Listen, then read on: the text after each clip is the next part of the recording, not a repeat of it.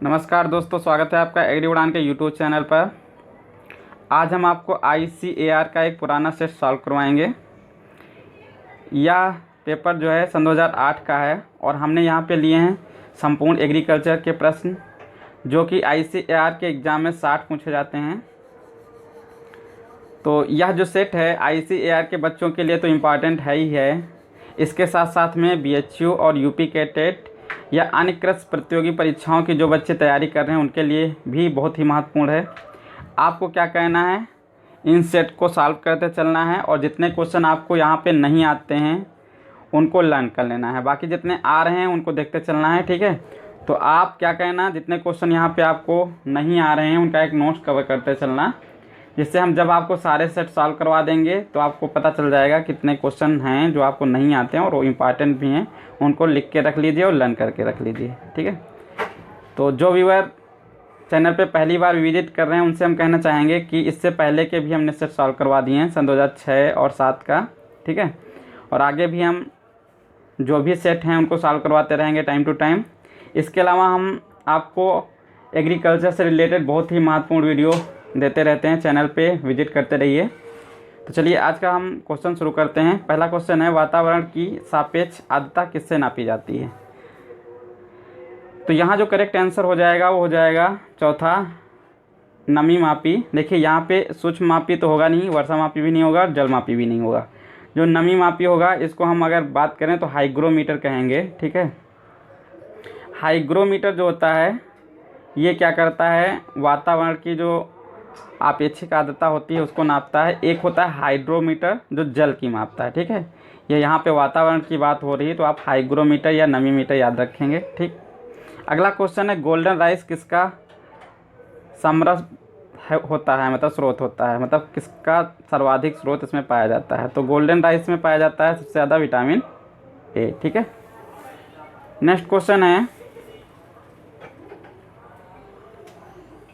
मक्का में नर पुष्प क्रम कहलाता है बाली, भुट्टा, पुष्पगुच्छ या वल्लर? देखिए आप यहाँ पे तो आपका जो आंसर है वल्लर है। ठीक है, और अगर आपको वहाँ पे हिंदी नहीं समझ में आती है तो आप ध्यान रखना कि इंग्लिश में देख लेना इसको। जो इंग्लिश में नर पुष्प क्रम होता है उसको हम लोग बोलते हैं टेसल। ठीक है, टेसल बोलते हैं इसको, तो आप टेसल ध्यान रखेंगे। नेक्स्ट क्वेश्चन है, आलू किसका रूपांतरित स्वरूप है? पत्ती का, पुष्प का, जड़ का और तना का? तो आलू जो रूपांतरित रूप होता है वो तने का होता है। करेक्ट आंसर यहाँ पे चौथा हो जाएगा। फिर है, वर्मी कल्चर किसका पालन है? जो वर्मी कल्चर होता है उसमें क्या करते हैं, किसका पालन करते हैं? तो केचुए का पालन करते हैं। करेक्ट आंसर पहला हो जाएगा। अगला है, काली कपास मृदाओं में किसकी कमी होती है? तो यहाँ पे करेक्ट आंसर हो जाएगा नत्रजन। इससे पहले भी सेट में ये क्वेश्चन पूछा जा चुका है। तो देखिए जो पुराने सेट सॉल्व करने होते हैं उनसे एक यही आइडिया मिलता रहता है किस तरीके से क्वेश्चन आते हैं। और बहुत सारे तो ऐसे क्वेश्चन होते हैं जब आप सारे सेट सॉल्व कर लोगे, जब एग्ज़ाम देने जाओगे तो वहाँ पर ज़्यादातर क्वेश्चन यहीं से आपको मिल जाएंगे, क्योंकि एग्रीकल्चर में एक लिमिटेड क्वेश्चन हैं जो मतलब आपके सिलेबस में हैं और जो एग्ज़ाम में ज़्यादातर पूछे जाते हैं। ठीक है, तो आप इनको अच्छी तरीके से ज़रूर लर्न कर लें। अगला क्वेश्चन है, धान की रोपाई के लिए कितने क्यारी क्षेत्रफल की आवश्यकता होती है? जो धान की नर्सरी डाली जाती है वो ज़्यादातर जो होता है 800 से लेकर के 1000 वर्ग मीटर में डालते हैं। ठीक है, तो इस हिसाब से अगर देखें 1 हेक्टेयर में जो क्षेत्रफल होता है वो 10,000 वर्ग मीटर होता है, तो उसका 1/10 भाग हो जाएगा। ठीक है, तो यहाँ पे करेक्ट आंसर पहला हो जाएगा, वही 800 से लेकर के 1000 वर्ग मीटर में नर्सरी डालते हैं। अगला क्वेश्चन है, सोयाबीन के बीज में होता है, तो जो यहाँ पे ऑप्शन देखना है आपको क्या कितना होता है। तो सोयाबीन में जो प्रोटीन पाई जाती है वो लगभग वही 40 से 42% पाई जाती है, और जो तेल पाया जाता है 20 से 22% पाया जाता है। तो अकॉर्डिंग टू ऑप्शन यहाँ पे चौथा ऑप्शन करेक्ट हो जाएगा। इसमें तेल जो है 20% और प्रोटीन 40% होती है। यहाँ पे 20 से 22 तेल होता है, 40 से 42 प्रोटीन होती है। एग्जैक्ट जो होता है वो यही होता है। अगला क्वेश्चन, जेनेटिक शब्द किसने दिया? ठीक है, या गढ़ा था? तो यहाँ पे जेनेटिक जो शब्द है वो बेटसन ने दिया था। करेक्ट आंसर तीसरा हो जाएगा। फिर है, माइटोसिस से प्राप्त होते हैं, तो यहाँ पे जो करेक्ट आंसर होगा वो हो जाएगा द्विगुणित कोशिकाएं। ठीक है, बी करेक्ट इसका आंसर हो जाएगा। अगला है निम्न में से कौन सी भैंस की नस्ल नहीं है। यहाँ पे कौन सी ऐसी नस्ल है जो भैंस की नहीं है, तो यहाँ जो करेक्ट आंसर होगा वो रेड डैन होगा, बाकी सभी भैंस की नस्लें हैं। नेक्स्ट क्वेश्चन है गाय का गर्भकाल होता है, मतलब गाय का जो गर्भकाल होता है वो कितना होता है। तो अकॉर्डिंग टू ऑप्शन यहाँ पे हो जाएगा 280 दिन, और इसके अलावा जो होता है वो होता है 282 से लेकर के 285 दिन तक माना जाता है। ठीक है, इसके बीच का अगर आता है तो आप करेक्ट कर देंगे। लेकिन यहाँ पे देखिए कभी कभार क्या होता है, आपको सेंस लगाना रहता है, कुछ ऑप्शन ऐसे आ जाते हैं कि बिल्कुल नज़दीक का दे देते हैं, एग्जैक्ट आंसर नहीं देते हैं, तो आपको ऐसे क्वेश्चन को छोड़ना नहीं है। ठीक है, एग्जाम में कर देना है। अगला क्वेश्चन है गौ पशुओं में दुग्ध ज्वर का कारण होता है। तो ऊतक तरल में कैल्शियम के स्तर में कमी होती है, बाकी यहाँ पे सारे ऑप्शन नहीं होंगे, पहला ऑप्शन करेक्ट इसका आंसर हो जाएगा। ठीक है, फिर निम्न में से कौन सी नस्ल श्रेष्ठ अंडा देने वाली नस्ल है। तो जो सबसे ज़्यादा अंडा यहाँ पे देने वाली नस्ल है वो है वाइट लेग हार्न। ठीक है, ये सबसे ज़्यादा अंडे देती है और विश्व भर में सबसे ज़्यादा फेमस यही है। फिर है mRNA टेम्पलेट से DNA संश्लेषण की क्रिया कहलाती है। देखिए mRNA से DNA में संश्लेषण जो होता है तो ये रिवर्स ट्रांसक्रिप्शन होता है, इसका आंसर जो होगा डी होगा। लेकिन जो कहीं कहीं पे हमने पढ़ा है तो वहाँ पे ट्रांसक्रिप्शन आंसर दिया गया है इसका। ठीक है, तो आप देख लेना एक बार अच्छी तरीके से बुक में। वैसे मेरे अकॉर्डिंग तो इसका करेक्ट आंसर रिवर्स ट्रांसक्रिप्शन ही होना चाहिए, और अगर कोई प्रॉब्लम होती है तो आप यहाँ पे देख लेना ट्रांसक्रिप्शन हो सकता है मे भी, लेकिन आप इसका करेक्ट आंसर रिवर्स ट्रांसक्रिप्शन ही मान के चलें। ठीक है, अगला क्वेश्चन है निम्नलिखित में से किसे पौधे का प्रमुख पोषक तत्व माना जाता है।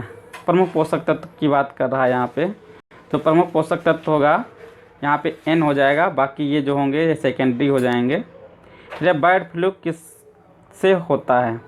जो बर्ड फ्लू होता है वो पक्षी जो इन्फ्लुएंजा वायरस होता है इसके द्वारा होता है। करेक्ट आंसर इसका पहला हो जाएगा।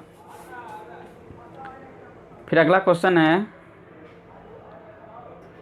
सबसे मीठी शर्करा। यहाँ पे ध्यान देंगे, क्वेश्चन कह रहा है सबसे मीठी शर्करा कौन सी होती है। ऑप्शन यहाँ पे दे रखे हैं माल्टोज, फ्रक्टोज, ग्लूकोज और सुक्रोज। देखिए जो सबसे मीठी शर्करा होती है वो फ्रक्टोज मानी जाती है। ठीक है, तो आपको फ्रक्टोज ही मानना है, यही मीठी शर्करा होती है।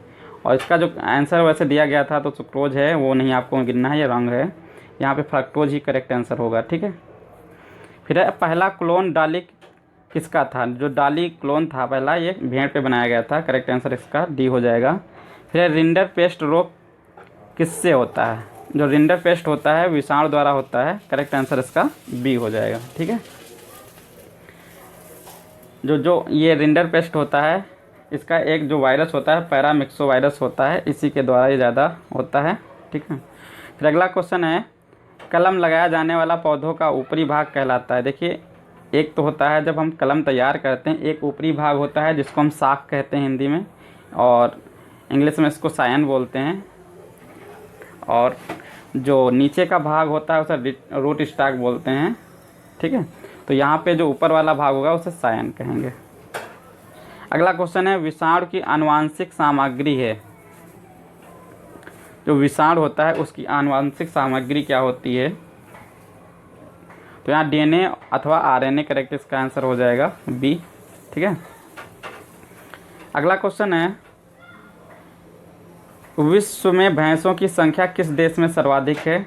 ये क्वेश्चन बहुत ही ज़्यादा पूछा जाता है और ज़्यादातर बच्चों को पता भी होता है। तो इसका जो सबसे ज़्यादा भैंसों की संख्या है वो भारत में पाई जाती है। फिर भारत में किस प्रकार की मदा की प्रचुरता है। काली, लाल, लैटेराइट और जलोढ़। ये क्वेश्चन बहुत ही फेमस है, सॉइल साइंस से रिलेटेड है। तो यहाँ पे जलोढ़ जो मृदाएँ होती हैं भारत के सर्वाधिक क्षेत्र पर पाई जाती हैं। करेक्ट आंसर इसका हो जाएगा डी। फिर एक क्रूसीफेरी कुल की फसलों का तीखापन किसकी उपस्थिति से होता है। देखिए यहाँ पे थोड़ा सा आपको ध्यान देना है। ओवरऑल क्रूसीफेरी की बात कर रहा है तो यहाँ पे जो आंसर दिया गया है करेक्ट कराया गया है वो सल्फ़र कराया गया है। बट आप देखना ज़्यादातर वैसे आइसोथायोसाइनेट भी मिल जाता है, लेकिन आपको क्या मान के चलना है, सल्फ़र मान के चलना है। अगर सल्फ़र नहीं मिलता है तो आप आइसोथायोसाइनेट मानेंगे। ठीक है, अब यहाँ पे आपको सल्फर ही मान के चलना है, बाकी अगर नहीं मिलता है ऑप्शन में तो आप आइसोथायोसाइनेट लगा के आएंगे। अगला क्वेश्चन है, पौधे का कौन सा भाग जो है जीवाणुओं से मुक्त माना जाता है? भ्रूण, वाहिका, कैम्बियम या मेरिस्टेम। ठीक है, तो यहाँ जो करेक्ट आंसर हो जाएगा वो हो जाएगा मेरिस्टेम, चौथा आंसर इसका करेक्ट हो जाएगा। ठीक है, अगला है, फलों और सब्जियों के परिरक्षण की निम्न में से कौन सी विधि सर्वाधिक स्थायी है? देखिए यहाँ पे दे रखा है जैसे पाश्चुरीकरण, डिब्बाबंदी, बोतलबंदी और जल को हटाना। तो जो पाश्चुरीकरण होता है इसमें क्या किया जाता है कि जितने भी मतलब हानिकारक बैक्टीरिया होते हैं वही 100 डिग्री सेंटीग्रेड पर उनको नष्ट कर दिया जाता है। और डिब्बाबंदी में कई चीज़ें होती हैं। ठीक है, तो डिब्बाबंदी ज़्यादातर उपयुक्त मानी जाती है, लेकिन यहाँ पे पूछ रहा है स्थायी विधि कौन सी है, तो इसके अकॉर्डिंग टू ऑप्शन यहाँ पे हो जाएगा जल को हटाना। ठीक है, और इसको अगर इंग्लिश में कहें तो ड्राइंग। ठीक है, ड्राइंग सबसे इम्पॉर्टेंट चीज़ होती है जो कि फल एवं सब्जियों को संरक्षित करने के लिए स्थायी विधि मानी जाती है। ठीक है, तो आप ड्राइंग याद रखेंगे, इसका करेक्ट आंसर चौथा हो जाएगा। फिर अगला क्वेश्चन है, आम किसका समृद्ध स्रोत है? मतलब सबसे ज़्यादा आम में कौन सी चीज़ पाई जाती है? तो आम में सर्वाधिक पाया जाता है विटामिन ए। ठीक है, पके हुए आम में सबसे ज़्यादा विटामिन ए ही पाया जाता है। नेक्स्ट क्वेश्चन है, पौधों में नाइट्रोजन की कमी का क्या लक्षण है? देखिए ये भी क्वेश्चन जस्ट पिछले पेपर में मतलब सन 2007 में रिपीट क्वेश्चन है। तो ऐसे बहुत सारे क्वेश्चन होते हैं जो रिपीट आ जाते हैं, इसलिए आपको क्या कहना है कि जितने भी पुराने सेट हैं उनको अच्छे से सॉल्व कर लेना है। इन्हीं से ज़्यादातर क्वेश्चन आपको एग्ज़ाम में मिल जाएंगे। तो यहाँ पर है इसका करेक्ट आंसर, पुरानी पत्तियों की सिराओं के बीच हरिमहीनता, मतलब पुरानी पत्तियों पे इनका लक्षण दिखाई देता है, पुरानी पत्तियाँ पीली पड़ने लगती हैं। ठीक है, फिर अगला क्वेश्चन है, भंडार गृह में गेहूँ के सुरक्षित भंडारण हेतु सर्वोत्तम नमी क्या होती है? जब हम गेहूं की कटाई करते हैं तो उस समय लगभग वही 20 से लेकर के 25% तक नमी पाई जाती है उसमें। लेकिन जब हम इसको भंडारित करते हैं तब हम इसको जब गेहूं में वही नमी 10 से 12% तक पाई जाए उस समय करते हैं। तो इसका करेक्ट आंसर वैसे डी हो जाएगा। ठीक है, 10 से 12% नमी जब गेहूँ में होती है तब उस समय हम भंडार गृह में इसको भंडारित करते हैं। और ज़्यादातर खाद्यान्न इसी नमी पे भंडारित किए जाते हैं, तो आपको यही ध्यान रखना है। अगला क्वेश्चन है, गुलाब को व्यावसायिक स्तर पर किस प्रकार संवर्धित किया जाता है? तो जो गुलाब होता है इसमें कटिंग की जाती है, हमने ऑलरेडी पिछले भी पेपर में बताया था, और ये पिछले जो पेपर हमने कराए हैं वहाँ भी पूछा जा चुका है क्वेश्चन। तो देखिए आपको पता चल रहा होगा कि कितने क्वेश्चन हैं जो रिपीट होके आ जाते हैं। तो आपको हर एक ईयर का क्वेश्चन सॉल्व कर लेना है। हो सके तो आप इनका एक नोट्स बना लीजिए और इनको रट डालिए। जितने भी मान लीजिए कितने क्वेश्चन होंगे, ज़्यादा से ज़्यादा 600-700 क्वेश्चन 800 रहेंगे, जो आप याद कर लेंगे तो सारे क्वेश्चन लगभग वहीं से मिल जाएंगे अच्छे से। तो यहाँ तने की कलम होता है या कटिंग इसको कह सकते हैं। ठीक है, तीसरा ऑप्शन करेक्ट हो जाएगा। अगला क्वेश्चन है, किसकी कमी होने पर टमाटर के फल चटक जाते हैं? तो यहाँ पर देखना करेक्ट जो आंसर होगा हो जाएगा बोरान की कमी से जो है ज़्यादातर टमाटर के फल चटक जाते हैं। फिर भारत में सर्वाधिक प्रचलित ट्रैक्टर की अश्व शक्ति कितनी होती है? तो यहाँ पे करेक्ट आंसर होगा 35 HP के। फिर है, पौधों की जड़ों के किस भाग में सर्वाधिक जल और खनिज अवशोषित होते हैं? तो यहाँ पे करेक्ट आंसर हो जाएगा मूल रोम। ठीक है, चौथा ऑप्शन इसका करेक्ट हो जाएगा। मूल रोम के पास जो सर्वाधिक जल और खनिज अवशोषित होते हैं। अगला क्वेश्चन है, कौन सा पौधा कैम समूह में आता है? तो यहाँ करेक्ट आंसर हो जाएगा कैम में आता है अनानास। ठीक है, नेक्स्ट क्वेश्चन है, धान को उसला करने का क्या अर्थ होता है? मतलब इसमें क्या होता है, ये जो इसका करेक्ट आंसर हो जाएगा तीसरा हो जाएगा, मतलब अधिक चावल पाने के लिए आंशिक उबालना पड़ता है। ठीक है, हल्का सा बिल्कुल बॉयल कर देते हैं, जिससे क्या होता है चावल अच्छी तरीके से हमको मिल जाता है। फिर अगला क्वेश्चन है, अच्छी प्रधानता किसका परिणाम है? तो यहाँ पे देखना, पहला है जिब्रेलिन्स, फिर है आक्जिन, फिर है साइटोकाइनिन, फिर है एथिलीन। तो अच्छी जो प्रधानता होती है ये आक्जिन का होता है परिणाम। ठीक है, यहाँ पे करेक्ट आंसर हो जाएगा बी। फिर नेक्स्ट है, पर्यावरण संरक्षी कीटनाशी है, जो पर्यावरण संरक्षण के लिए कौन सा कीटनाशी इसमें से उपयुक्त है। तो यहाँ पे हो जाएगा निम्बिसिडीन, ठीक है, इसका करेक्ट आंसर हो जाएगा तीसरा। फिर कपास का सर्वाधिक गंभीर शत्रुजीव कौन सा है। अब देखिए इस क्वेश्चन को आपको बड़े ध्यान से ही करना है। जैसे यहाँ पे एक दे रखा है अमेरिकी गुला कीट, दूसरा होता है गुलाबी गुला कीट, फिर है पत्ती फुदका तना वेदक, मतलब 4 हैं इस तरीके से, ठीक है। अब यहाँ पे जो अमेरिकन बालवर्म होता है, ठीक है, और एक होता है पिंक बालवर्म। जो पहला है अमेरिकन बालवर्म, दूसरा है पिंक बालवर्म। तो ज़्यादातर जो नुकसान करता है वैसे पिंक बालवर्म ही करता है। ये क्या करता है, जो परिपक्व फल होते हैं उनको काटता है, ठीक है। तो हमारे अकॉर्डिंग तो इसका आंसर यही होना चाहिए, ठीक है, और यही है, आप इसी को याद रखेंगे। लेकिन इसका जो आंसर हमने 1-2 जगह देखा है कि अमेरिकी जो गुला कीट इसको कराएं, वैसा नहीं आपको मानना है। जो गुलाबी कीट होता है यही सबसे ज़्यादा जो है नुकसान करता है कपास को, ठीक है। आप हो सके तो इसको अच्छे से बुक से भी पढ़ के देख सकते हैं आप, ठीक है। सबसे ज़्यादा अगर नुकसान करता है तो गुलाबी कीट ही करता है, पिंक बालवर्म। तो आप इसका करेक्ट आंसर बी मानेंगे, ठीक है। इसका करेक्ट आंसर हो जाएगा बी। फिर है यदि सीमित सिंचाई उपलब्ध हो, किसानों को देखना अच्छे से पढ़ना, यदि सीमित सिंचाई उपलब्ध हो तो किसानों को गेहूं की फसल में कौन सी सिंचाई करनी चाहिए। तो इसके लिए क्या करना होगा, यहाँ पे देखिए कोई ये भी नहीं कहा है कि 1 सिंचाई उपलब्ध हो या 2 सिंचाई उपलब्ध हो या 3 सिंचाई उपलब्ध हो। जब 1 सिंचाई उपलब्ध होती है तो CRI स्टेज पे सिंचाई हम लोग कर देते हैं, ठीक है। और अगर 2 होती हैं तो हम लोग ज़्यादातर CRI स्टेज और इसके अलावा जो फ्लावरिंग स्टेज होती है उस समय कर देते हैं, मतलब बाल निकलते समय। और जो 3 अगर सिंचाइयाँ होती हैं तो CRI स्टेज पे करते हैं, ठीक है। इसके बाद लेट ज्वाइंटिंग पे कर देते हैं, फिर मिल्किंग स्टेज में कर देते हैं। लेकिन यहाँ पे सिर्फ कह रहा है कि किसानों को अगर सीमित सिंचाई उपलब्ध है तो कौन सी सबसे उपयुक्त होगी। यहाँ पे कुछ ऐसा नहीं दे रखा है। तो इस क्वेश्चन के अकॉर्डिंग सबसे अच्छा रहेगा दूधिया अवस्था में, उस समय अगर सिंचाई कर देते हैं तो सही रहेगा, ठीक है। तो करेक्ट आंसर इसका हो जाएगा बी। अगला क्वेश्चन है बैंगन का लिटिल लीफ रोग किसके द्वारा होता है। ये क्वेश्चन बहुत ही पॉपुलर है, बहुत ज़्यादा एग्जाम में पूछा जाता है। और बैंगन से ज़्यादातर बैंगन का उत्पत्ति स्थान और ये लिटिल लीफ रोग, ये ज़्यादातर क्वेश्चन बैंगन से पूछे जाते हैं। आप इन 2 क्वेश्चन को ध्यान रखना। तो यहाँ पे करेक्ट जो आंसर हो जाएगा वो हो जाएगा माइकोप्लाज्मा, चौथा ऑप्शन। फिर एगर एगर का स्रोत है, बहुत अच्छा क्वेश्चन है कि एगर एगर जो है इसका स्रोत क्या है। तो इसका जो स्रोत होगा वो शैवाल होगा, ठीक है। जो लाल शैवाल होता है यही इसका मुख्य स्रोत होता है, ठीक है। और इसका आप लाल शैवाल याद रखेंगे और शैवाल ही मुख्य स्रोत होता है। फिर आयरिस जो अकाल होता है किसके कारण पड़ा था। जो आयरिस अकाल था वो आलू में जो है पक्षेती झुलसा जो होता है, इसका करेक्ट आंसर बी माना जाएगा। जो पक्षेती झुलसा होता है, ठीक है, उसके कारण पड़ा था। तो यह कवक के द्वारा होता है पक्षेती झुलसा, जिसका नाम होता है फाइटोप्थोरा इन्फेस्टांस, ठीक है। तो आयरलैंड में क्या हुआ था, पक्षेती झुलसा आया था वही 1845 में। हमने जो जर्नल एग्रीकल्चर की सीरीज़ चला रहे हैं जो हम 3000 प्रश्नों की, उसमें ये क्वेश्चन कराया भी है, ठीक है, कि आयरलैंड में अकाल या आयरिस अकाल जो होता है वो कब पड़ा था। तो 1845 में, ठीक है। तो इसका करेक्ट आंसर क्या हो जाएगा, बी हो जाएगा।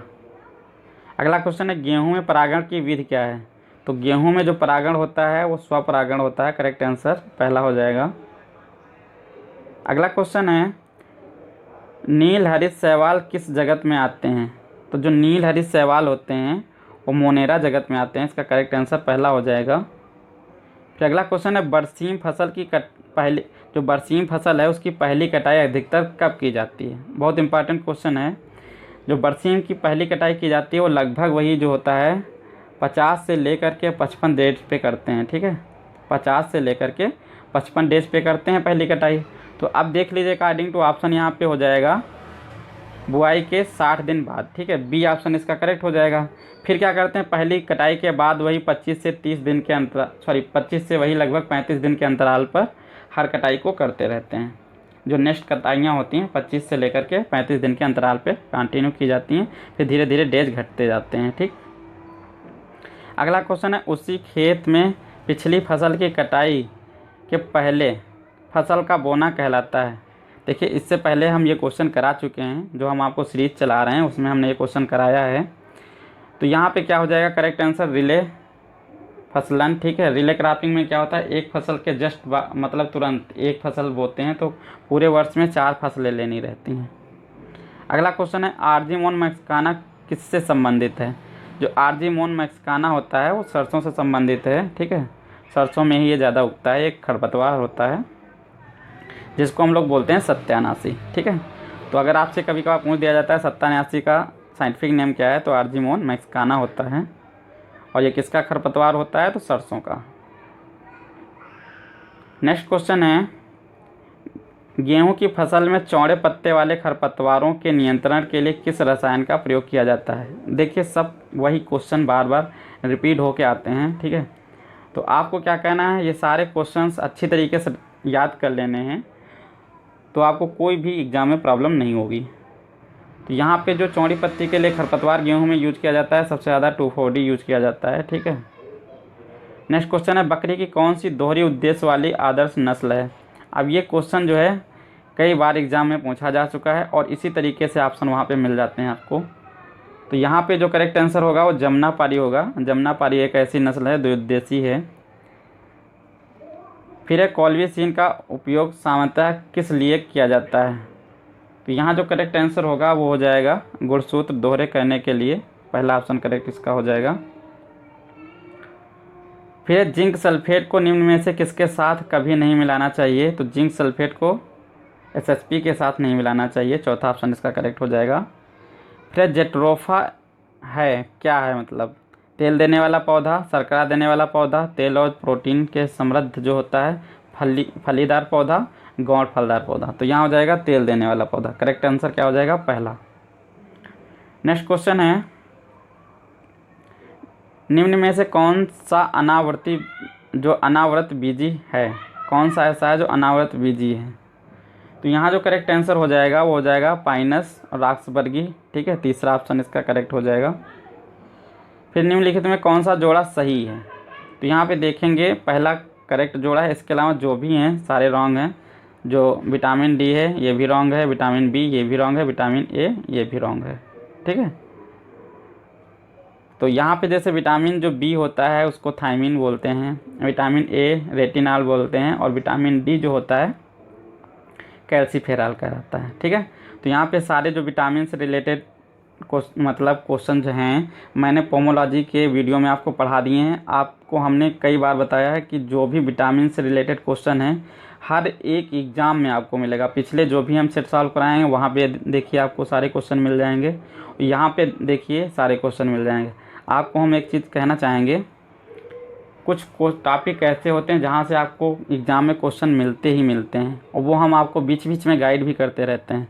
जैसे यहाँ पे आपको विटामिन है, आप अच्छे से विटामिन पढ़ लीजिए, कौन सा रोग होता है, किसका रासायनिक नेम क्या होता है, किसकी और कहाँ कहाँ से इसके उपलब्ध मतलब कहाँ कहाँ से क्या मुख्य स्रोत होते हैं। तो ये सब आपको मिल जाएगा हमारे जो लेक्चर 3 है पोमोलॉजी का, वहाँ पर आप जाएँगे तो अच्छी तरीके से आपको वहाँ मिल जाएगा। और इसके अलावा जैसे पोषक तत्वों का जो क्लासिफिकेशन है वहाँ से भी हमेशा आपको एग्ज़ाम में एक क्वेश्चन ज़रूर मिलेगा। जैसे अभी ऊपर पढ़ के आए हो नाइट्रोजन की जो है कमी से कौन सा रोग जो होता है पत्तियों पर कहाँ दिखाई देता है।